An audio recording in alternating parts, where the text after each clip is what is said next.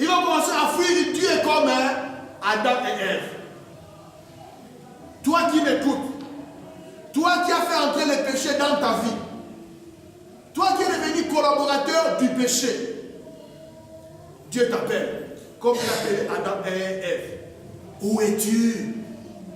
Où es-tu? Où es-tu? Louise, où es-tu? Jean-Jacques, où es-tu? Mets ton nom. X, Y, où es-tu? Quelle est ta réponse? Quelle est ta réponse? Ils ont le péché. Le péché paralyse la vie de prière. Le péché te sort du jardin d'Éden. Le péché t'éloigne de la présence de Dieu. Tu vas commencer à te cacher. Tu vas commencer à fuir. Invite quelqu'un dans une fête d'anniversaire. Tu n'as pas besoin de répéter ça 2 fois. Parce qu'il sait que là-bas, ça fait longtemps qu'il a mangé les pioli, les fungos. Invite quelqu'un à la prière. Tu auras toutes sortes d'excuses. Tu auras toutes sortes d'excuses. Alléluia. Mon frère, ma soeur, tu peux avoir toutes sortes d'excuses, mais j'ai une bonne nouvelle pour toi. I got good news for you. J'ai une bonne nouvelle pour toi. Tu n'auras pas d'excuses pour entrer en enfer. Tu n'auras pas d'excuses pour entrer dans le feu éternel. Tu n'auras pas d'excuses pour te joindre à Lucifer dans le feu. Tu n'auras pas d'excuses d'aller dormir à côté des dominations, des principautés, des autorités et des esprits méchants. Tu n'auras pas d'excuses. Un ange de Dieu va ouvrir la porte de l'enfer et dire, éloigne-toi de la présence de notre Dieu. Car le péché était ta nourriture favorite. Le péché était ta boisson préférée. Alléluia. Ils ont la prière. Ils ont la prière. Bien aimé, la Bible nous dit que Jésus à la croix, il a crié, mon Père, pourquoi m'as-tu abandonné? Alléluia. Mon Père, lisons dans le psaume 22 s'il vous plaît. Le psaume 22 verset 2.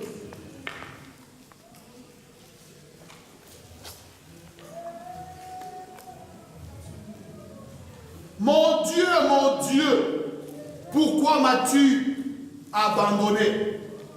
Et t'éloignes-tu sans me secourir, sans écouter mes plaintes? Alléluia. À la croix, c'est le seul moment où le Père a tourné dos au Fils. À la croix, c'est le seul moment où le Père n'a pas voulu écouter la prière du Fils.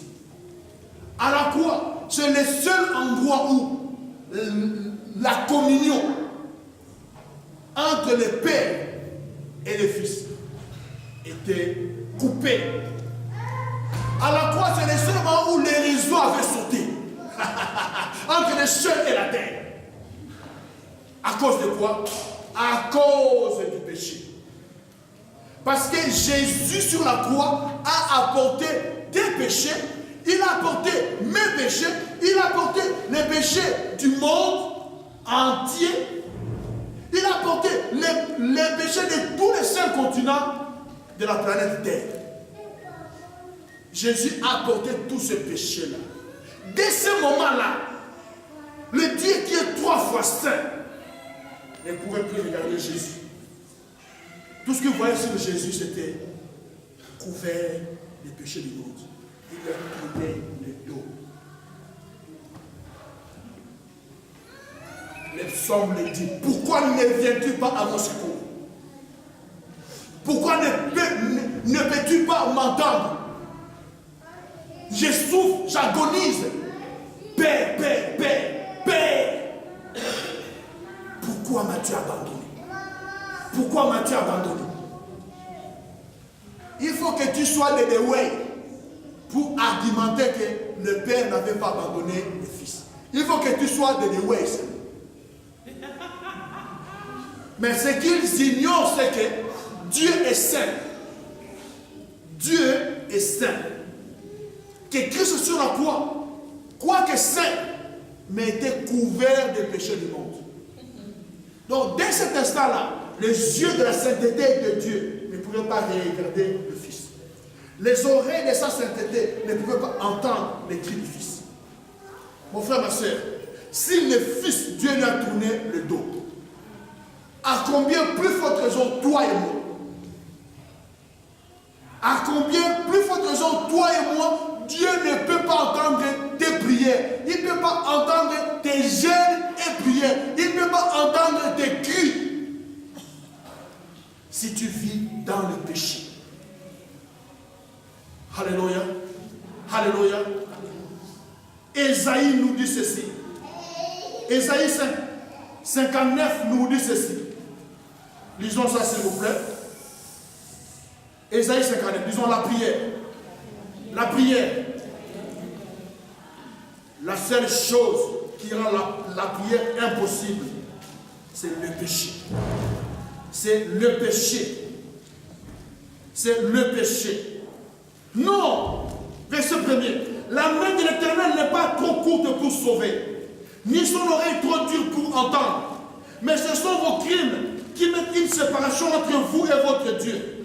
Ce sont vos péchés qui vous cachent sa face et l'empêchent de vous écouter. Vous l'avez vu, mes bien-aimés, noir sur blanc, que ce n'est pas moi qui invente tout ce que je vous raconte, mais c'est la Bible qui le dit de façon claire et nette. Il n'y a pas de débat. Alléluia. Verset 6. La deuxième partie. Leurs œuvres sont des œuvres d'iniquité et leurs actes de violence sont dans leurs mains. Leurs pieds courent au mal et ils ont hâte de répandre le sang innocent. Leurs pensées sont des pensées d'iniquité. Les ravages et la ruine sont sur leurs routes. Ils ne connaissent pas le chemin de la paix. Il n'y a point d'injustice dans leur voie. Ils prennent des sentiers détournés. Quiconque y marche ne connaît pas la